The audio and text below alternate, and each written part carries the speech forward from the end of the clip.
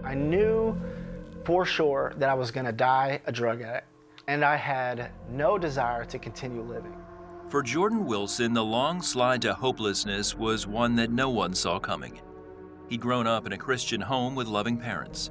His dad, Roger, remembers how proud he was of his son and his faith.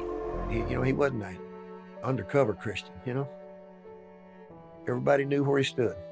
I would go home tired from the day, but I had to get my time with Jesus. Jordan was well-liked at school and church, and that drew the attention of girls. At 16, he began dating a 19-year-old. Instead of, going to church, I would stay at my girlfriend's house. By 17, worldly pleasures had replaced his love for God altogether. Marijuana, pain pills, and alcohol quickly consumed him. I loved the party lifestyle in the beginning. I lived with friends, we threw parties. I thought that I was Superman. I thought that I was invincible.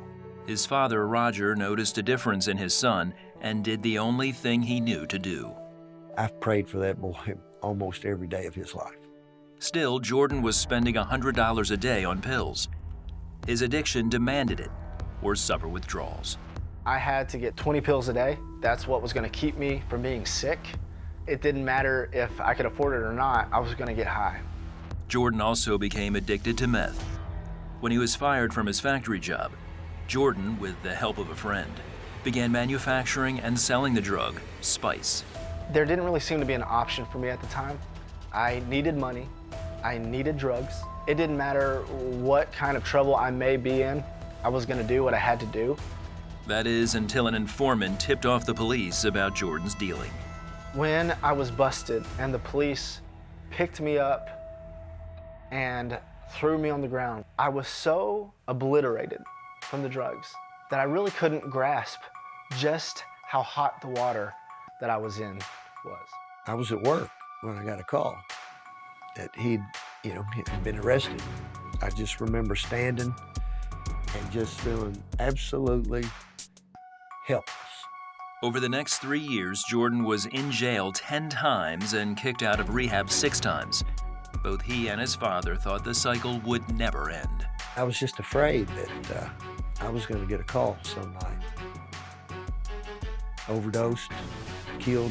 Though he was in rehab, he had failed. So I thought, is he going to be another statistic?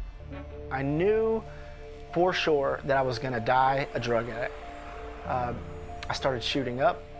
I shot up crystal meth. I was addicted to pills again, and I had no desire to continue living.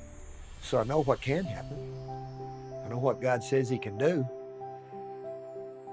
And I was in that spot praying for a miracle. Jordan again tried to stop using and began the detox process. Then on Easter Sunday, 2016, Roger had a request for his son. My dad said, "Jordan, this Sunday is Easter. Will you come to church with me?" I said, "No, Dad, I'm sick. I'm detoxing from drugs. I can't go." And because it was my birthday, kind of laid the birthday card on him. I was 27 years old. I didn't have a birthday gift for my dad. So I thought, this is the least I can do. And so I agreed to go to church with my dad for his birthday on Easter Sunday. During the service, Jordan felt a spark of hope that he hadn't felt for years.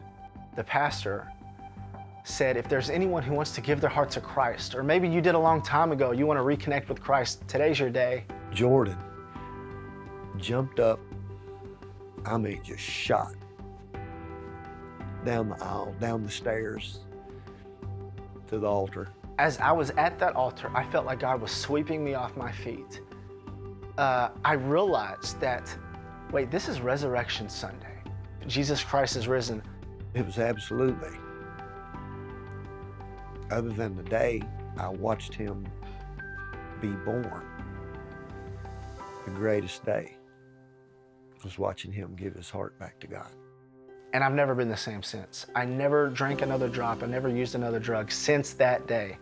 So now I'm closer with the Lord than I've ever been, more so than when I was a teenager. But I walk with him, talk with him every single day. If I don't get that one-on-one time with Jesus every day, I'm just not right. Jordan says it was God with him that allowed him to finally overcome the addiction that had stolen so much from his life. this relationship with Christ has taught me to love people, and so he has enabled me to care about people. And I realized that my life is bigger than me. I'm not the lead role in my story, he is. And realizing that gives me a life truly worth living. Today, Jordan is married with 2 children and is the author of a new book, Jesus is Greater Than Drugs, the Only War Won by Surrender. He is also the development director of a rehab facility he was once kicked out of. God's plan was much different. God's plan was, no, you're gonna fall in love with me, you're gonna work in ministry, and you're gonna come back here as an executive staff member. If you surrender to Christ, he'll fight for you, he'll do what you can't do. As someone who tried it without Jesus, that there is a big difference. You may be able to get sober without Christ, but you'll never be free without Christ. And Christ is what sets people free.